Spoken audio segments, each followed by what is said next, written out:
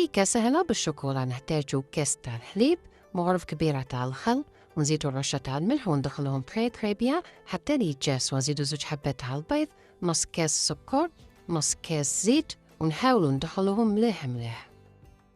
نزيدو كاس ونص تاع لافارين نعربلوه، ونزيدو 2 ملاعق كبار تاع الكاكاو تكون بون كاليتي حتى هو ونعربلوه، وساشي تاع لا ليفير شيميك. ابخي نزيدو مغرف كبيرة تاع الشوكولا ونخلطو تري بيان حتى نتحصلو على هذا القوام.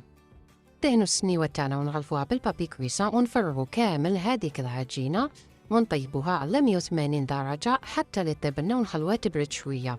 ابخي للتزيين نزيدو شوية تاع الشوكولا ولا شوية تاع الكونفيتور نمسحولها كامل هذاك الوجه. والتزيين هنايا ديو لي بيبيتو شوكولا ولا نوات كوكو.